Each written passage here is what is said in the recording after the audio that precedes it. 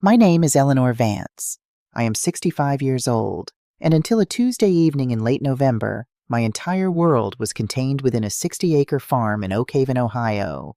It wasn't a grand estate by any means. It was a modest, 2-story wooden farmhouse with a wraparound porch that groaned in the summer humidity and a roof that always needed just a little more patching than I could afford. But it was mine. It was the house my late husband Arthur and I had bought with our first meager savings 40 years ago. It was the house where I had scrubbed floors on my hands and knees, where I had canned tomatoes until my fingers blistered, and where I had raised our only daughter, Chloe. When Arthur passed away from a sudden heart attack 2 decades ago, he left me with a mountain of medical bills, a half-paid mortgage, and a teenage daughter who was already looking far beyond the county lines. I didn't have the luxury of collapsing into grief. I had a farm to run and a child to feed. So I went to work. I took the early morning shift at the local diner, pouring coffee for truckers at 4 in the morning, came home to tend to the modest crop of soybeans we leased out, and spent my evenings doing alterations for the wealthier ladies in town. I wore my shoes until the soles wore thin so that Chloe could have the name-brand sneakers she begged for. I missed out on sleep, on friendships, on a life of my own, just to ensure that my daughter would never feel the sting of our poverty. I thought I was being a good mother. I thought I was giving her wings. I didn't realize I was teaching her that my sole purpose on this earth was to be consumed for her benefit. The fire started in the walls. An electrical fault, the fire chief later guessed, deep within the old wiring of the kitchen that we had never been able to afford to update. I was in the living room, knitting a sweater for my granddaughter Lily, when I smelled it. It wasn't the comforting scent of a wood-burning stove. It was the acrid chemical stench of melting plastic and ancient dry timber catching a spark. By the time I reached the kitchen, the wall behind the stove was already a sheet of rolling orange flame. The smoke was thick, black, and suffocating, pouring across the ceiling like an inverted river. I tried to grab the fire extinguisher from the pantry, but the heat beat me back, singeing my eyebrows and the hair on my arms. "Get out!" a voice in my head screamed. It sounded like Arthur. I didn't try to save the furniture, or the television, or the meager savings I kept in a jar above the fridge. I ran to the hallway closet, dropping to my knees below the smoke line, and grabbed the only thing that truly mattered, a heavy, intricately carved wooden box. Inside were Arthur's love letters, Chloe's baby teeth, a lock of her hair from her first haircut, and the silver locket my mother had given me. Clutching the box to my chest, I stumbled out the front door and collapsed onto the frozen grass of the front lawn. I lay there, gasping for air, my lungs burning, as I watched 40 years of my life turn to ash. The fire trucks arrived 20 minutes later, their sirens wailing through the quiet Ohio night, but it was too late. The old wooden house went up like a tinderbox. The roof collapsed inward with a sickening, defeated crash, sending a plume of glowing embers into the winter sky. I sat on the bumper of my 2008 Ford F-150, the only vehicle that had been parked far enough away to survive, and watched my past, my present, and what I thought was my future, burn to the ground. A neighbor, Mrs. Gable, wrapped a scratchy wool blanket around my shoulders, but I couldn't feel the cold. I couldn't feel anything but a hollow, echoing void in my chest. "Eleanor, honey, where will you go?" Mrs. Gable asked gently, her face illuminated by the flashing red lights of the fire engines. I looked down at my hands, covered in soot and trembling uncontrollably. "I have my daughter," I whispered, my voice hoarse from the smoke. "I have Chloe." The drive from Oak Haven, Ohio to the affluent suburbs of Connecticut took me 14 hours. I drove straight through the night, fueled by adrenaline, cheap gas station coffee, and the desperate, naive hope of a mother's heart. My truck smelled strongly of smoke, a scent that had seeped into my skin, my clothes, and my hair. I caught glimpses of myself in the rearview mirror, a tired, 65-year-old woman with a soot-stained face, wearing a mismatched sweater and jeans, looking every bit like a refugee from a forgotten war. As the miles stretched on, my mind drifted to Chloe. She had done well for herself, just as I had always prayed she would. She had gone to college on the East Coast, paid for by my double shifts and a second mortgage I had secretly taken out on the farm. There she met Carter Sterling.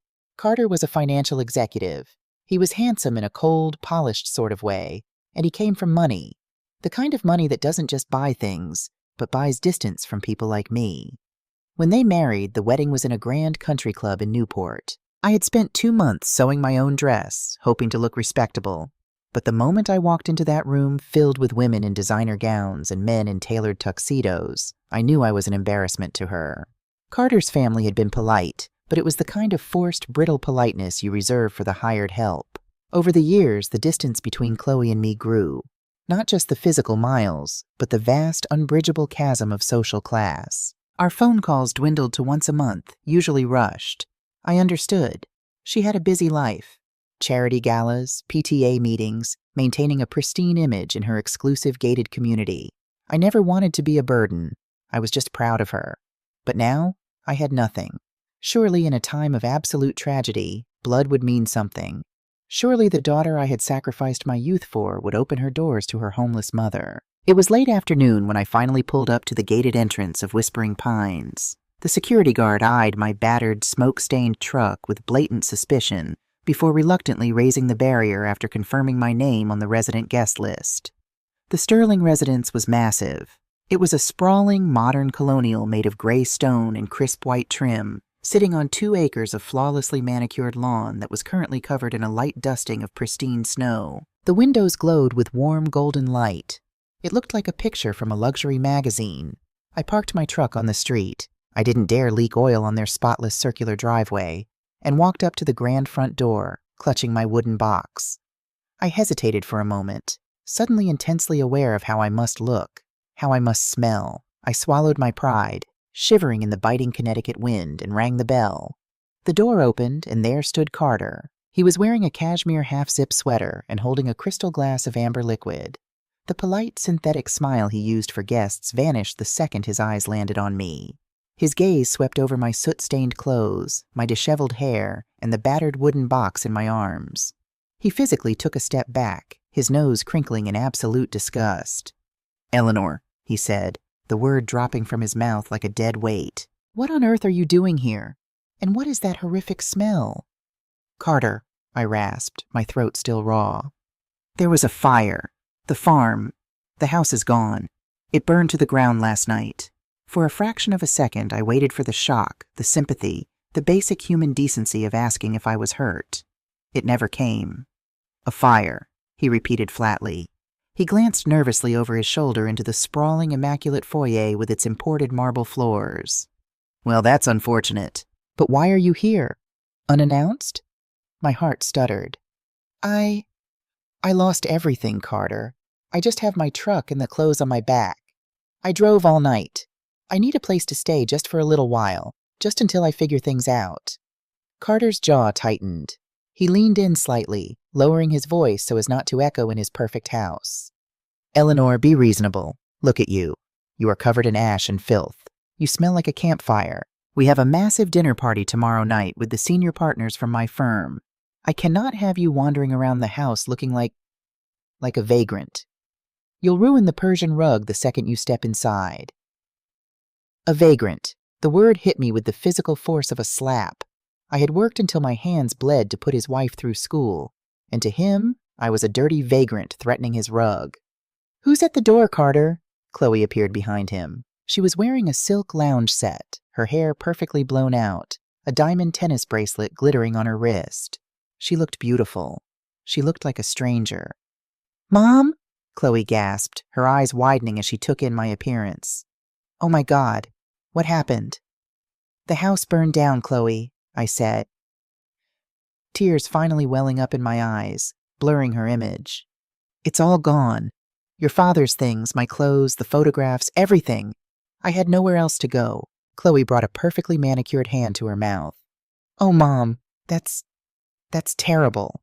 She stepped forward as if to hug me, but Carter subtly put his arm out, blocking her path. "Your mother was just explaining that she needs a place to stay," Carter said smoothly, his tone laced with ice.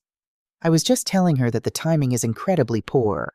With the Anderson dinner tomorrow, and Lily having her friends over this weekend, the guest rooms are simply not prepared for this kind of situation." I looked at my daughter, waiting for her to push his arm away, waiting for the fierce, protective love of a child to emerge, waiting for her to say, "This is my mother, Carter," and she stays.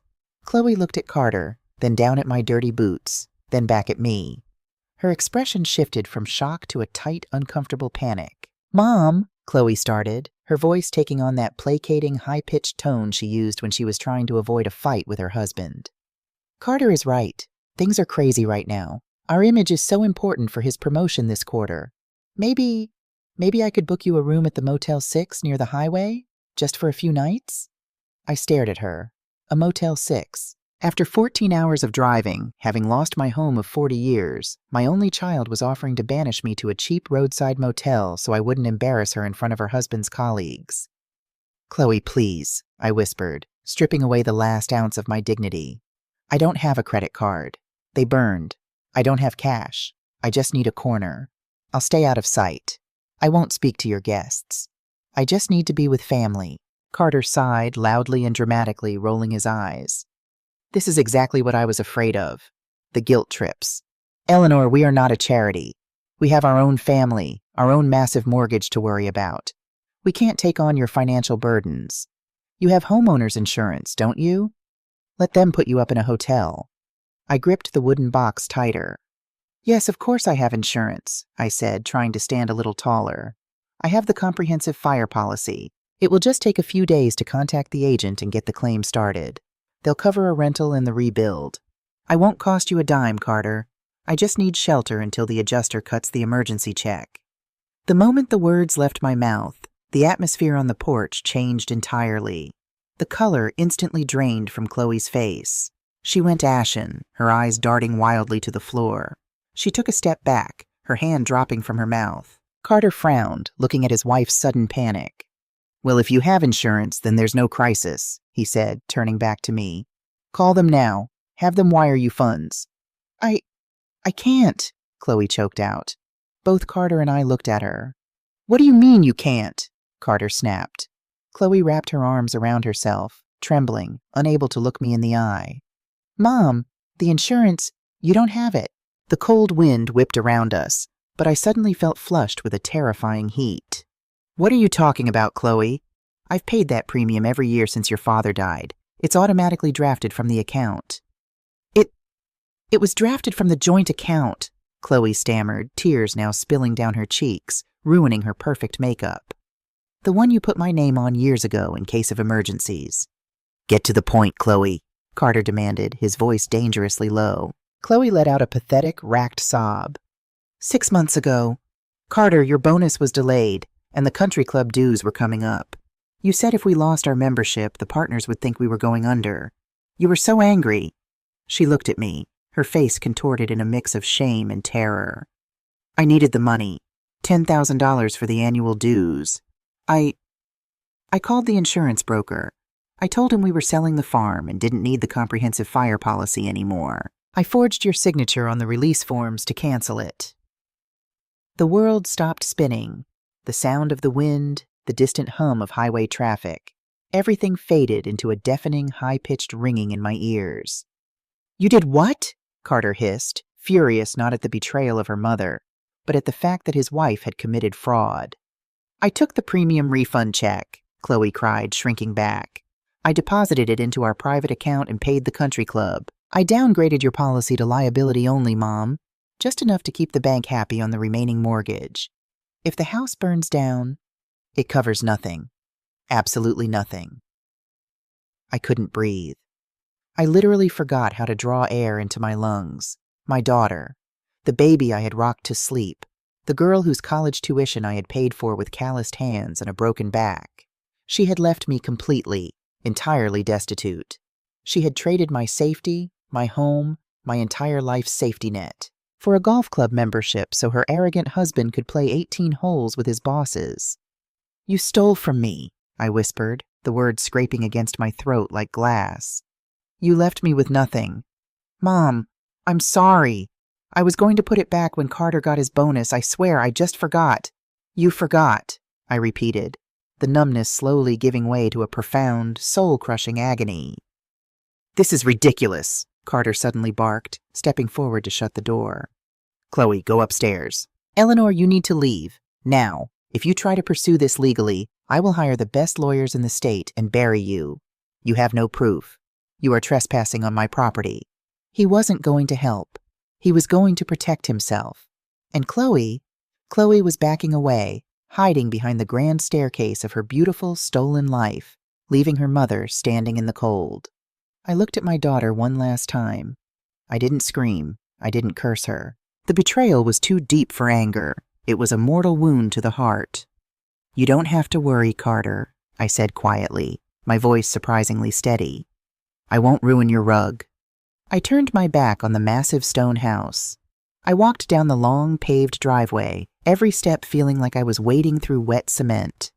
The cold was brutal, biting through my thin sweater, but the chill radiating from my own heart was far worse. I opened the door of my smoky, freezing truck, climbed inside, and locked the doors.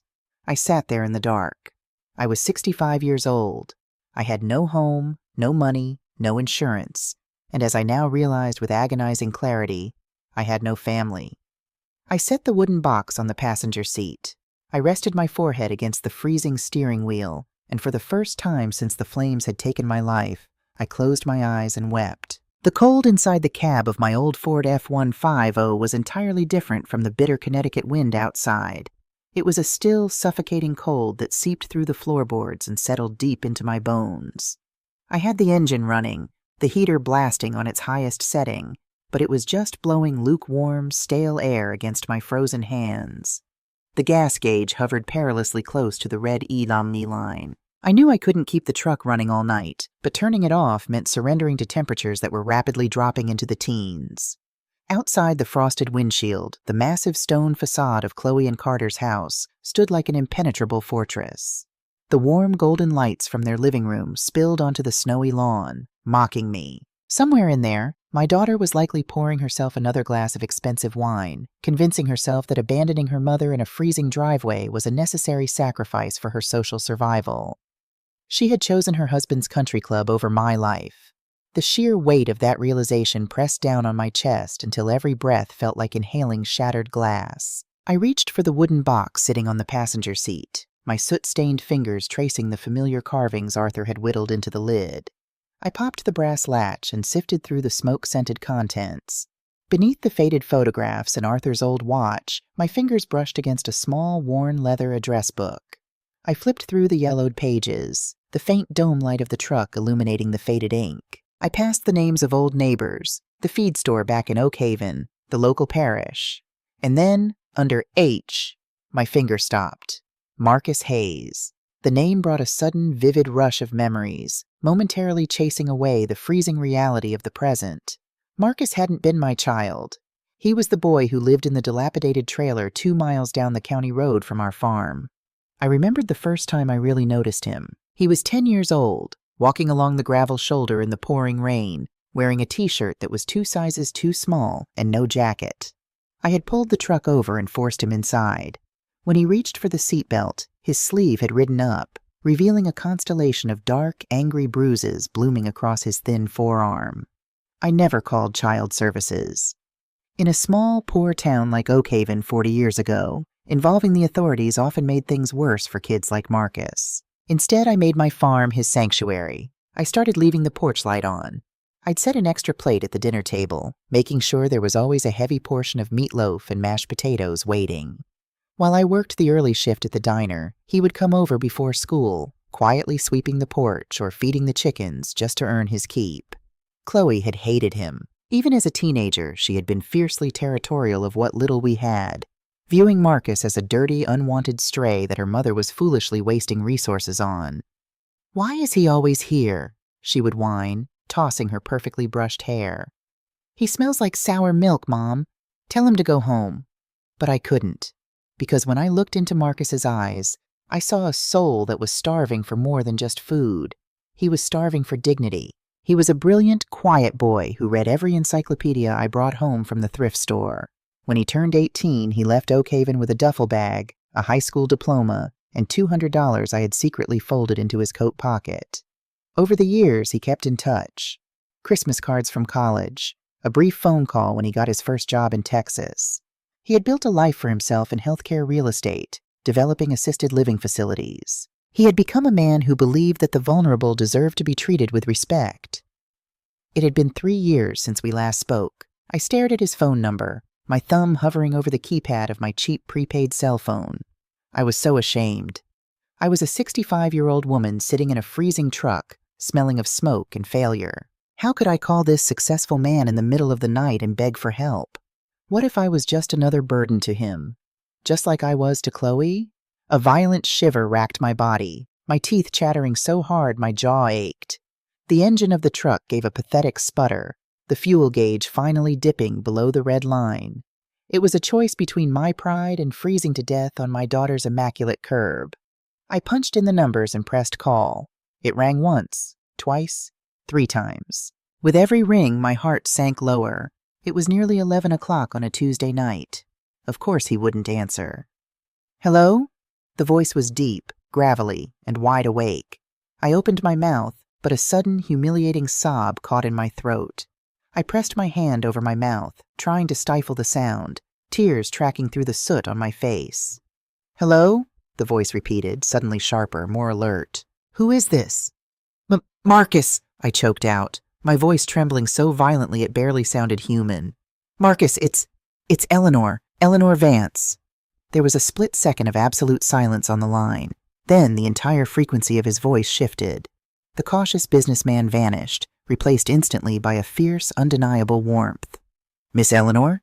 Good God, is that you? What's wrong? You sound freezing. Are you hurt? I didn't know who else to call. I wept, the dam finally breaking. The humiliation, the betrayal, the loss of my home, it all poured out of me in broken, jagged sentences. I told him about the fire. I told him about driving to Connecticut. And with the bitterest tears I had ever shed, I told him about the insurance money, the golf club, and the daughter who had just shut the door in my face. Marcus didn't interrupt. He didn't offer empty platitudes. I could hear his steady breathing on the other end, and underneath it, a quiet, terrifying stillness. When I finally finished, gasping for air in the freezing cab of the truck, he spoke. His voice wasn't loud, but it carried the kind of absolute, unshakable authority that makes you instinctively obey. Miss Eleanor, listen to me very carefully, Marcus said. I want you to lock the doors of the truck. Do not get out. Turn on your hazard lights so my people can spot you. Your people? I sniffled, confused. Marcus, you're in Texas. I'm in Connecticut. I just need a loan for a motel until I can figure out... You are not going to a motel, he interrupted gently but firmly. And you are never asking for a loan. I am looking at a screen right now. I have a regional director who lives in Greenwich, about 20 minutes from your location. I am waking him up. He will be there in an SUV in less than half an hour. He is going to take you to the Four Seasons. Everything is already being handled. Marcus, I can't let you pay for that. I'm covered in ash. They won't even let me in the lobby. Miss Eleanor, he said softly, his tone suddenly incredibly tender. Do you remember when I was 12 and my father broke my collarbone? You sat with me in the emergency room for 14 hours because I was too terrified to be alone. You didn't ask what it cost you. You just protected me. Now please do me the honor of letting me protect you. I closed my eyes, resting my head back against the seat, surrendering completely. Okay, Marcus. Keep the line open, he commanded quietly. I'm staying right here with you until he pulls up.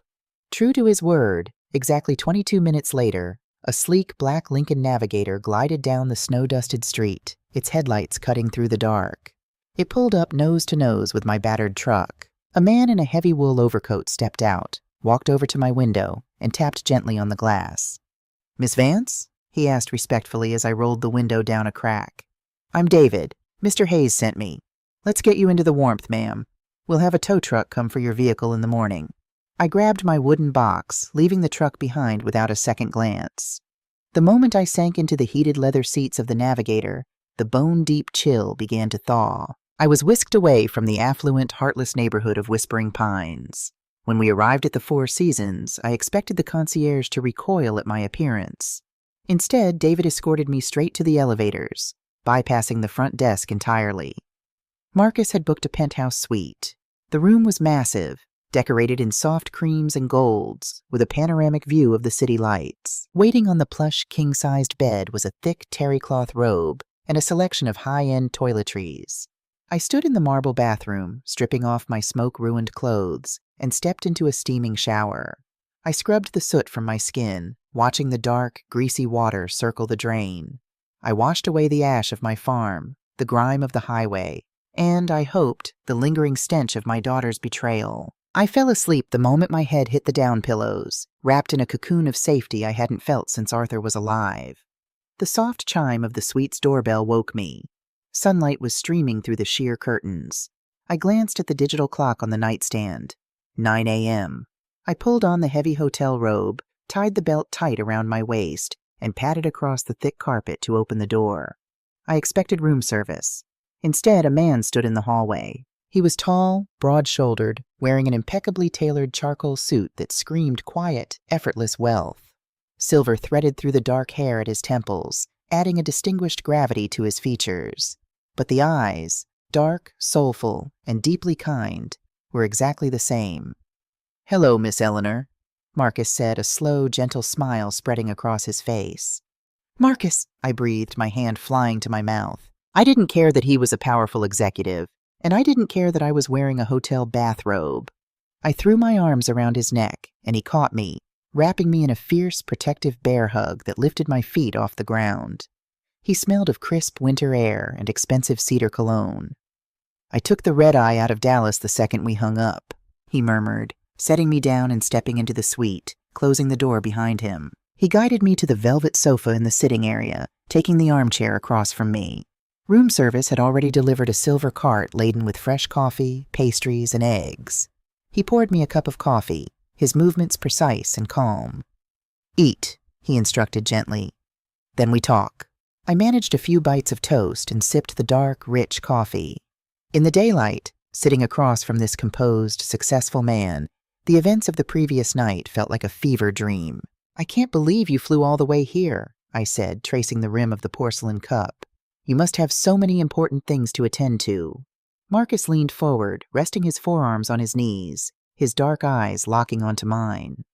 "There is nothing in my life more important than the woman who taught me I was worth keeping alive. Now I want you to tell me everything. Start from the fire, and don't leave out a single detail about Carter and Chloe." So I did.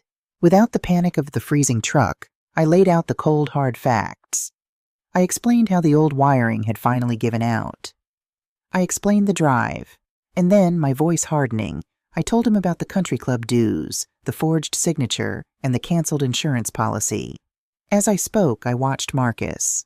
He didn't rage. He didn't raise his voice or pound his fist on the table, but the temperature in the room seemed to drop by 10 degrees. His jaw set into a rigid line, and his eyes turned flat and dangerous. It was the look of a man who moved millions of dollars and destroyed competitors before breakfast. It was the look of absolute surgical fury. "She canceled the comprehensive policy to pay for a golf membership," Marcus repeated, his voice dangerously quiet. It wasn't a question. He was carving the fact into his mind. "She left you exposed, and then she let her husband throw you out into the snow to protect a rug." "I lost the farm, Marcus," I whispered, the grief suddenly swelling in my throat again, threatening to choke me. "I lost the land. Arthur loved that land. And those developers, those corporate logging companies from Columbus, they've been circling me like vultures for 5 years. They've been calling my house, leaving flyers in my mailbox, offering me pennies to buy me out so they can tear down the trees and build strip malls. Now I have no house, no money. The bank will foreclose on the ashes. The developers will finally get it." I looked down at my lap, ashamed of my own vulnerability. "I failed Arthur. I couldn't protect our home." Marcus remained silent for a long moment. Then he stood up, walked over to the window, and looked out over the Connecticut skyline. He slipped his hands into his trouser pockets, his broad back to me. "Miss Eleanor," he said quietly, "do you remember a company called Horizon Holdings? They were the ones sending you the most aggressive letters about 3 years ago." I frowned, wiping a stray tear from my cheek. "Yes, they were relentless. But then, about 2 years ago, they just stopped. The letters stopped. The phone calls stopped. I thought they had finally given up." Marcus turned around. A small, almost imperceptible smile touched the corners of his mouth, softening the dangerous edge in his eyes. He walked back to the sofa and sat down, leaning in close. "They didn't give up, Miss Eleanor," he said softly. They were bought out. I stared at him, confused. Bought out? By who? By me, Marcus said simply. The silence in the hotel room was absolute. I could hear the faint ticking of the grandfather clock in the corner. You? I breathed. 5 years ago, when we spoke on the phone, you mentioned you were stressed about developers trying to force you out of Oakhaven, Marcus explained, his voice smooth and steady. You said they were buying up all the acreage around your 60 acres, trying to squeeze you into selling. You said it was ruining the peace Arthur had worked so hard to build. He reached across the coffee table and gently took my hands in his. His grip was warm and grounding. I couldn't have that, Marcus continued. That farm was the only place in my childhood where I felt safe. It was sacred ground. So I set up a blind trust. Through a series of holding companies, I bought out the developers. I bought the 200 acres of forest bordering your property to the north. I bought the old Miller Dairy Farm to your south. I bought the logging rights to the entire county road. My jaw dropped. The sheer scale of what he was saying was impossible to comprehend. He hadn't just sent a check. He had orchestrated a multi-million-dollar real estate acquisition just to build an invisible fortress around my home. You own the land around the farm? I stammered. I own everything around it, Marcus corrected gently. And as of this morning, my legal team has already contacted the bank holding your mortgage. We are paying off your remaining balance in full. The bank has no claim to the ashes. The land is yours, free and clear, forever. Nobody is building a strip mall on Arthur's memory. I was stunned. While my own flesh and blood had been forging my signature to steal from me, the boy I had fed leftover meatloaf to had spent years silently wielding his wealth to build a shield around my life. He hadn't done it for praise. He hadn't even told me. He just did it because he loved me. Marcus, I sobbed, the tears flowing freely now, but this time they weren't tears of despair. You didn't have to do that. I did, he replied, his grip on my hands tightening slightly. You protected me from the monsters in my house, Miss Eleanor. It was my turn to protect you from the monsters outside yours. He let go of my hands and sat back, adjusting his suit jacket. The warmth in his eyes receded, replaced once again by that cold, calculating steel. Now, Marcus said, his voice dropping an octave, carrying the unmistakable weight of impending retribution. We have secured your past. It is time we deal with your present. Get dressed, Miss Eleanor. I've arranged for some clothes to be delivered to the suite. We are going back to Whispering Pines. Panic immediately flared in my chest. Marcus, no. I can't go back there. Carter said he'd call the police. He'll ruin you. He works for a huge financial firm. Marcus let out a short, dry laugh that contained absolutely zero humor. Let him call the police, Marcus said softly, standing up. Let him call his lawyers. Let him call his boss. In fact, I'm counting on it. Carter Sterling thinks he's a big fish in a small pond.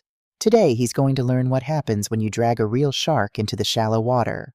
Gemini and I, the clothes Marcus had ordered for me arrived in a series of crisp, matte black garment bags. There were no flashy designer logos, just the quiet, undeniable weight of impeccable quality. I dressed in the marble bathroom of the suite, slipping into a pair of tailored charcoal wool trousers, a soft ivory cashmere turtleneck, and a long, structured camel coat. I looked at myself in the full-length mirror. Gone was the soot-stained, trembling woman who had begged for a corner to sleep in. The clothes were armor. They didn't change the grief in my heart, but they straightened my spine. When I emerged, Marcus was waiting by the door, scrolling through his phone. He looked up, his expression softening into a look of profound respect. He offered me his arm, and together we rode the elevator down to the lobby. The drive back to Connecticut was vastly different from my desperate, freezing journey the night before. Seated in the plush leather of the Navigator, holding a cup of hot Earl Grey tea, I watched the snow-covered landscape glide past the tinted windows. Marcus spent the first half of the ride on the phone. He spoke in low, clipped tones, using a vocabulary of corporate warfare that I barely understood but found strangely comforting. Execute the buyout on the Vanguard commercial bonds, he instructed the person on the other end. Yes, all of it. I want the debt fully consolidated under Hayes Capital by 10 a.m. Call their board. Tell them the restructuring is non-negotiable. If they balk, tell them I'll dump the debt on the open market and trigger a margin call that will bankrupt the firm by lunch. He paused, his dark eyes meeting mine in the rearview mirror before looking out the window.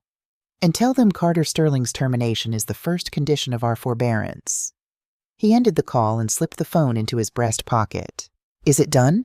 I asked, my voice barely above a whisper. "The financial world moves very quickly when you apply the right amount of pressure to the right arteries," Marcus said calmly. Carter's firm, Vanguard Investments, was heavily over-leveraged in commercial real estate. They've been bleeding money for 18 months, keeping the partners' salaries artificially inflated through toxic debt. I just bought that debt for pennies on the dollar. I now own his firm, Miss Eleanor, and I am a very unforgiving landlord. We pulled into the gated community of Whispering Pines just before 11 o'clock. In the stark light of day, the neighborhood looked exactly as it was. A sterile, artificially perfect terrarium for people terrified of the real world. As we rolled up to Chloe and Carter's house, I noticed a large white van parked in the circular driveway. Men in crisp white aprons were carrying silver chafing dishes and crates of wine through the front doors. "The caterers," I realized aloud. "Carter mentioned a dinner party tonight for the senior partners at his firm." "Perfect timing," Marcus murmured. David, the driver, opened my door. I stepped out onto the pristine driveway, my boots crunching softly on the salted pavement. Marcus walked beside me, his presence an impenetrable wall against the bitter wind. We didn't ring the bell. The front door was propped open for the catering staff. I walked into the grand two-story foyer. The smell of roasting lamb, garlic, and expensive floral arrangements filled the air.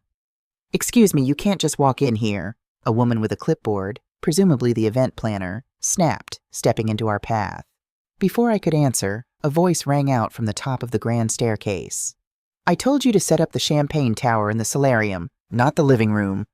Carter froze halfway down the stairs. He was wearing a sharply tailored navy suit, a silk tie perfectly knotted at his throat.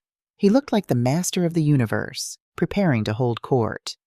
When he saw me standing in his foyer, his face contorted into a mask of absolute outrage. "Eleanor," he barked, descending the remaining stairs 2 at a time. "Are you out of your mind? I told you last night that if you came back here, I would call the police. You are trespassing." "I came to get my mother's quilt," I said, my voice steady, surprising even myself. "The one my grandmother made. I let Chloe borrow it when Lily was a baby. I'm taking it back, and then I will never set foot in your house again." Carter let out a sharp, condescending laugh. "A blanket? You broke into my house on the day of the most important dinner of my career for a moth-eaten blanket? Get out, now." He pulled his sleek smartphone from his pocket. "I am calling the Greenwich police." "Mom, what is going on?" Chloe hurried out of the kitchen.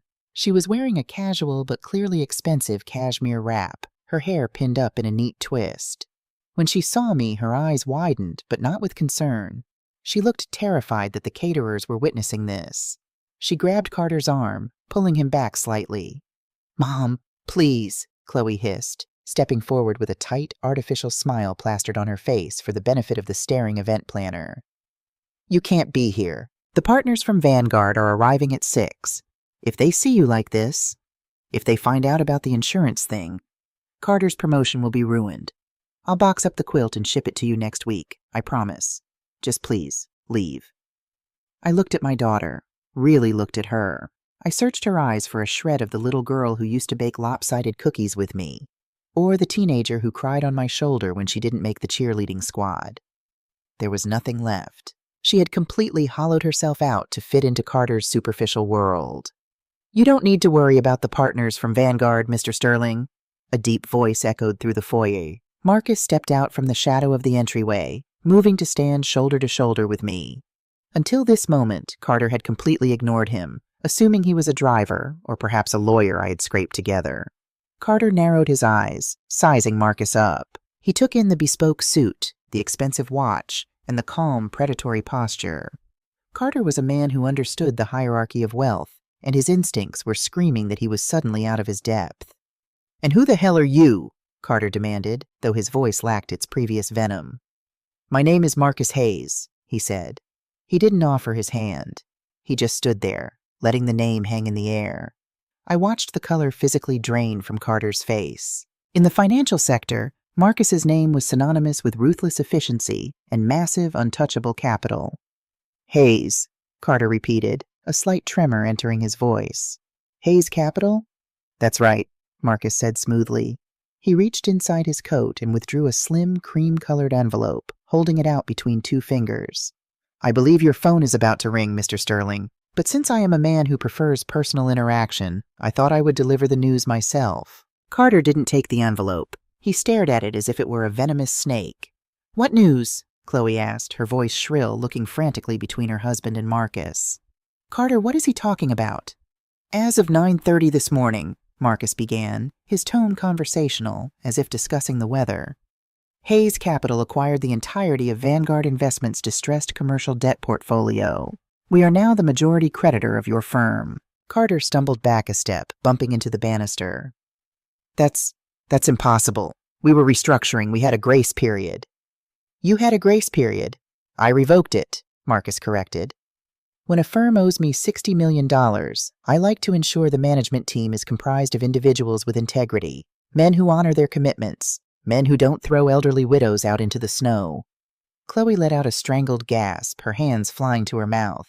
You can't do this, Carter stammered, his arrogant facade shattering into a million pathetic pieces. The slick financial executive was gone, replaced by a terrified man realizing his house of cards had just caught fire. You can't stage a hostile takeover just to settle a personal vendetta for your charity case. Marcus's eyes darkened, a flash of pure, terrifying menace breaking through his calm exterior. He took one single step forward, and Carter actually flinched. Eleanor Vance is not a charity case, Marcus said, his voice dropping to a low, lethal register. She is the woman who raised me, and as for my takeover, I assure you it is strictly business. Vanguard has been mismanaged for years. I simply expedited the inevitable. Marcus finally tossed the envelope onto the small console table at the foot of the stairs. That is a copy of the termination notice your board voted on 20 minutes ago to appease me, Marcus stated. You are fired, Carter. Effective immediately. Stripped of your equity, your unvested stock options, and your severance package, pending a forensic audit of the accounts you've been mismanaging to fund this ridiculous lifestyle. Right on cue, Carter's cell phone began to vibrate violently in his hand. He stared at the caller ID, his chest heaving, a bead of sweat breaking out on his forehead. It was his firm. It gets worse, Mr. Sterling, Marcus continued mercilessly. I had my analysts run a background check on your personal leverage. This house? It has 3 mortgages against it. Your cars are leased under the firm's name. You used your Vanguard equity as collateral for a massive personal margin loan. Since your equity is now worthless, that margin call will hit your bank accounts by tomorrow morning. Chloe let out a piercing, hysterical wail. No, Carter, tell him he's lying. Tell him we're fine. She grabbed her husband's lapels, shaking him. The dinner! We have the dinner tonight! Carter pushed her away, his eyes wild, staring at Marcus in sheer, unadulterated terror. Please, he whispered, all his pride entirely evaporated. Please, Mr. Hayes. I'll lose everything. I'll be bankrupt. My daughter goes to private school. Please, I beg of you, have mercy. Mercy, Marcus repeated, testing the word on his tongue as if it tasted foul. Did you show mercy last night when a 65-year-old woman stood on your porch, smelling of smoke, asking for a corner to sleep in? Did you show mercy when you called her a vagrant who would ruin your rug? Marcus gestured toward the luxurious Persian rug we were currently standing on. You prized this rug over a human life, Marcus said coldly. Enjoy it, Carter, because by next month it will be the only thing you own, and you'll be sleeping on it in a rented apartment. While Carter collapsed onto the bottom step of his grand staircase, burying his face in his hands, Chloe turned her frantic, desperate eyes to me. Mom! She cried, lunging forward and grabbing my hands. Her fingers were ice cold. Mom, please, tell him to stop. You can't let him do this to us. We're your family. I'm your daughter. I looked down at her hands gripping mine. I felt a profound, heavy sadness settle in my chest, but alongside it, a powerful, liberating sense of clarity. For 40 years, I had let this woman siphon away my life, my energy, and my peace, always believing that if I just gave a little more, she would finally love me the way I loved her. I gently but firmly pried her fingers off my hands. You stopped being my daughter the moment you forged my signature to steal my safety net, Chloe, I said quietly. I was desperate, she sobbed, tears ruining her makeup, making her look pathetic and small. Carter was going to leave me if we lost our status. I made a mistake. "A mistake is forgetting to call on my birthday," I replied, my voice steady, devoid of anger but completely empty of warmth. "Canceling your mother's fire insurance to pay for a golf membership is a choice. You made your choice, Chloe. Now you have to live with the consequences." I turned away from her and walked past the stunned caterers, making my way down the hallway toward the guest bedroom. The house felt entirely different now. It didn't feel like an intimidating fortress. It felt like a tomb. I opened the door to the guest room. There, crumpled at the foot of the bed, being used as a dog bed for Chloe's designer poodle, was the patchwork quilt my grandmother had sewn entirely by hand during the Great Depression. I picked it up, shaking off the dog hair, and folded it carefully over my arm. It smelled faintly of Arthur's old pipe tobacco. When I walked back out to the foyer, Carter was still sitting on the stairs, staring blankly at his ringing phone. Chloe was kneeling on the floor, weeping hysterically into her hands. Neither of them looked up as I walked to the front door. Marcus was waiting for me on the porch. He opened the heavy wooden door, letting the crisp, clean winter air flood into the stagnant, suffocating house. "Do you have what you came for, Miss Eleanor?" he asked gently. I clutched the folded quilt to my chest, feeling the warmth of my ancestors, the true legacy of my family, pressed against my heart. I looked back one last time at the ruined empire my daughter had traded her soul to build. "Yes, Marcus," I said, stepping out into the sunlight. "I have everything I need. Let's go home." I didn't return to Ohio. There was nothing left in Oak Haven but a plot of ash and the ghosts of a life I had outgrown. Instead, Marcus flew me to the Texas Hill Country. He didn't buy me a sterile, towering mansion with echoing marble halls. He knew me better than that. The house he drove me to was nestled at the end of a winding dirt road, shaded by ancient, twisting live oak trees. It was a single-story limestone ranch house with a wide, wraparound porch, a tin roof that would sing in the rain, and 2 acres of fenced-in garden space. Inside it was warm and flooded with natural light. The kitchen had butcher-block counters and a cast-iron sink. It was a house meant to be lived in, meant to be loved.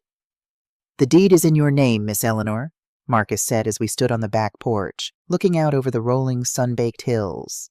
"There's a local woman, Maria, who will come by twice a week to help with the heavy cleaning and groceries, but the garden is all yours." For the first few weeks, I moved through the days like a ghost. 40 years of constant bone-grinding labor had wired my brain for survival. I would wake up at 4 in the morning, my heart racing, convinced I was late for a diner shift that no longer existed. But slowly, the quiet of the Texas hills began to work its way into my marrow. I started painting. Marcus hired a local instructor who came to the house every Tuesday. I learned to mix watercolors, capturing the vibrant purples of the Texas bluebonnets and the fiery oranges of the sunsets. I planted tomatoes, jalapenos, and massive bushes of yellow roses. And twice a week, I drove into Austin to volunteer at the headquarters of Marcus's philanthropic foundation, helping review grant applications for single mothers facing eviction. For the first time in my 65 years, I wasn't just surviving, I was blooming. But as my life rebuilt itself, the empire my daughter had sacrificed me to maintain was violently collapsing. I heard the news from Marcus over our Sunday morning coffee. Since Vanguard Investments had fallen under his control, he had assigned a forensic accounting team to rip through Carter's files. What they found was a staggering labyrinth of deceit. "Carter didn't just lose the house, Miss Eleanor," Marcus said, setting his mug down on my wooden kitchen table. "He lost everything. The margin calls wiped out their liquid cash within 48 hours. But that wasn't the worst of it." I looked up from my sketchbook. "What did he do?" Marcus's eyes hardened. "He abandoned her. The moment the accounts were frozen, Carter realized he was going to face federal scrutiny for wire fraud. He drained the last $50,000 from a hidden offshore account and boarded a flight to Costa Rica." Marcus paused, letting out a heavy sigh. "He didn't go alone. He took a 24-year-old paralegal from his firm. Our auditors found the paper trail. He'd been paying the lease on her luxury condo in Manhattan for 3 years. A cold chill ran down my spine. While Chloe had been forging my signature to pay for his country club, terrified of losing his affection, Carter had been using their debt to fund a secret life with a woman 10 years younger than his own marriage. "Where is Chloe?" I asked, my voice steady. I felt pity, yes, but the searing pain of betrayal I would have felt a year ago was gone. "Living in a residential motel outside Hartford with Lily," Marcus replied. The bank foreclosed on Whispering Pines last Tuesday. I thought that would be the end of it. I thought rock bottom would force Chloe to look in the mirror and finally face the woman she had become. I underestimated her capacity for delusion. 2 weeks later, a process server knocked on my door in Texas and handed me a thick manila envelope. I sat on my porch, my hands trembling as I read the legal jargon. Chloe wasn't calling to apologize. She was suing me. She had filed a petition in a Texas probate court for emergency conservatorship. In the documents, my own daughter claimed that I was suffering from severe undiagnosed dementia. She alleged that Marcus Hayes, a predatory billionaire, had kidnapped me across state lines, manipulated my fragile mental state, and was holding me captive to exert control over my assets. She was demanding that the court grant her immediate guardianship over me, and, by extension, control over the home and trust fund Marcus had set up for my care. She didn't want a mother. She wanted a hostage with a bank account. I didn't cry this time. I felt a cold, righteous anger settle into my chest. I handed the papers to Marcus when he arrived that evening. He read them in silence, a terrifying, predatory calm washing over his features. "She has forced my hand," he said quietly. The deposition took place via video conference 2 weeks later. I sat in Marcus's sleek, glass-walled boardroom in Austin, wearing one of my sharpest suits, my hair professionally styled. On the large screen in front of me, Chloe sat in a dingy lawyer's office in Connecticut. She looked haggard. The designer clothes were gone, replaced by an ill-fitting blouse. Her hair was limp, her eyes dark and sunken. Her lawyer, a cheap ambulance chaser she had likely hired on contingency, started the proceedings with a smug, aggressive tone, trying to paint me as a confused, senile old woman. "Mrs. Vance, what day of the week is it? Do you know what state you are currently in?" he asked condescendingly. Marcus's lead counsel, a terrifyingly sharp woman named Sarah, didn't even let me answer. She unleashed absolute hell. Within 20 minutes, Sarah had entered into evidence the forged insurance documents bearing Chloe's handwriting. She entered Carter's bankruptcy filings and the wire transfers to his mistress. She produced affidavits from my doctors in Texas certifying my flawless cognitive health. "My client, Mrs. Vance, is in full possession of her faculties," Sarah stated coldly, staring directly into the camera at Chloe. "What she is not in possession of is a daughter with an ounce of moral integrity. We will be countersuing for the insurance fraud committed across state lines, which carries a mandatory minimum of 3 years in federal prison. Unless, of course, the petitioner withdraws this absurd conservatorship claim immediately." On the screen, Chloe's lawyer turned pale. He looked at Chloe, whispered something harsh into her ear, and began packing up his briefcase right then and there. "The petition is withdrawn," the lawyer stammered into the microphone. Chloe stared at the camera, her eyes locking with mine. There was no love in her gaze, only the desperate, cornered look of a wild animal that had finally run out of traps. The screen went black. Part 5. The Final Boundary. The Texas summer had just begun to turn the hills a deep golden brown when a beat-up, rented Honda Civic sputtered down my dirt driveway. I was on my knees in the garden, wearing a wide-brimmed straw hat, pulling weeds from around the jalapeno plants. I stood up, dusting the dark soil from my gardening gloves, and watched the car shift into park. The driver's door opened and Chloe stepped out. If she had looked haggard on the video call, she looked entirely broken now. She was painfully thin, her shoulders slumped beneath the weight of her collapsed reality. But it was the passenger door opening that made my breath catch in my throat. Out stepped Lily, my 15-year-old granddaughter. She looked terrified, clutching a ratty backpack to her chest, her eyes darting nervously around the sprawling Texas property. I walked slowly out of the garden, stopping at the edge of the porch steps. "Mom," Chloe rasped, her voice cracking. She didn't approach me. She stood by the car, pushing Lily slightly forward like a human shield. "I know I have no right to be here. I know what I did." "Why are you here, Chloe?" I asked, my voice even, giving away nothing. Chloe's eyes filled with tears, and she dropped to her knees in the Texas dust. It was a theatrical, desperate move. "We were evicted from the motel this morning. I have $11 to my name. I can't get a job because my credit is ruined, and the background checks show the pending fraud investigation your lawyers threatened. Carter is gone. We are sleeping in this rental car tonight, Mom. Please, I am begging you. I'm sorry. I'm so sorry. Let us stay here. We'll live in the shed. I'll cook, I'll clean. I'll do anything." I looked at my daughter kneeling in the dirt. A year ago, this sight would have shattered me. I would have rushed forward, thrown my arms around her, and given her the keys to my house and my bank accounts. But I wasn't the woman from Oakhaven anymore. Before I could speak, Lily let out a sharp, ragged sob. "Stop it, Mom!" Lily yelled, her voice trembling with teenage rage and profound heartbreak. She pulled away from Chloe, her face flushed red. Chloe whipped her head around, her eyes widening in panic. "Lily, shut up. We practiced this." "I don't care!" Lily screamed, tears streaming down her face.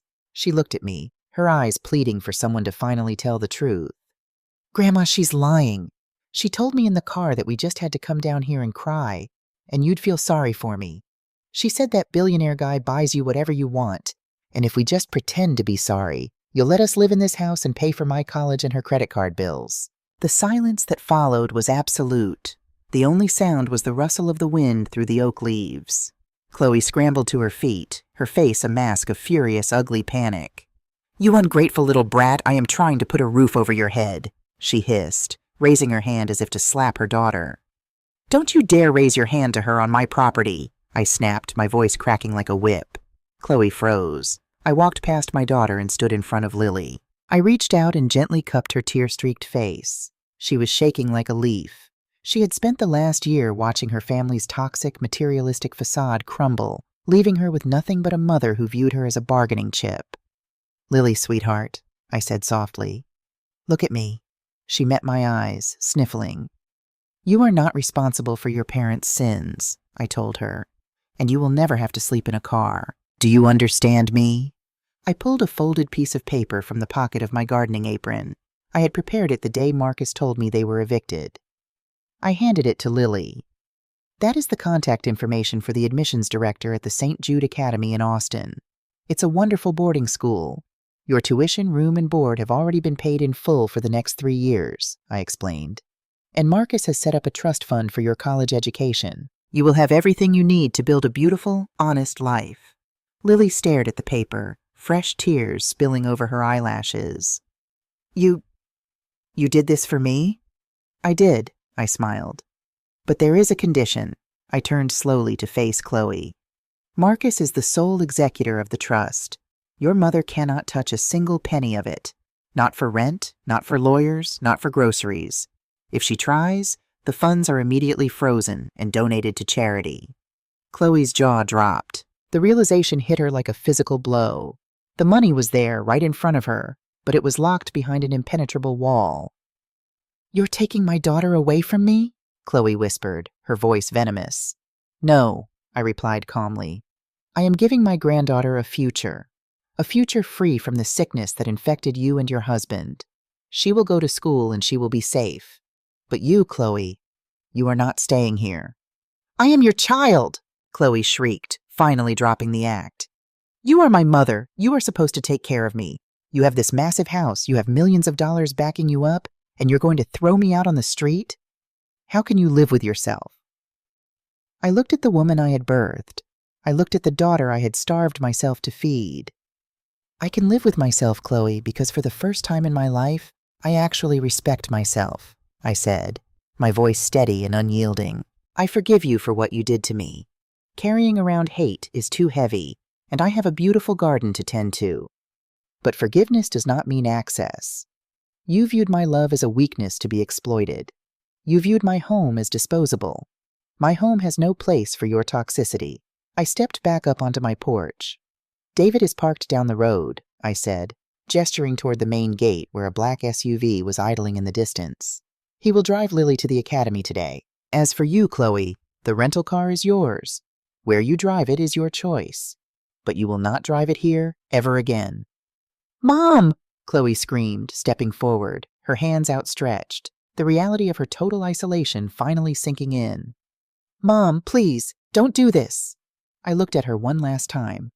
"Goodbye, Chloe." I turned around, walked through the front door, and closed it firmly behind me. The lock clicked shut with a heavy, final sound. I leaned against the wood for a moment, listening to the muffled sounds of Chloe crying outside, and the sound of Lily's footsteps walking away toward the driveway, choosing her future. My heart ached. a deep phantom pain for the daughter I had lost long before the fire ever started. But beneath the pain, there was a profound, unshakable peace. The cycle of use and abuse was broken. Later that evening, Marcus arrived. He found me sitting on the back porch, a glass of sweet tea in my hand, watching the Texas sky ignite into brilliant shades of magenta and gold. He didn't ask about Chloe. He simply pulled up a rocking chair beside me, sat down, and looked out over the land he had helped me secure. "The roses are looking good, Miss Eleanor," he said quietly. "They are," I smiled, taking a sip of my tea. "They just needed the right soil to put their roots down." Family isn't always blood. Sometimes blood is the very thing that bleeds you dry. Family is the people who show up when the fire takes everything. It's the people who build walls to protect you, not walls to keep you out. I lost my farm and I lost my daughter, but I gained a son, a granddaughter, and most importantly, I gained myself. And that is a wealth no one will ever be able to steal from me again.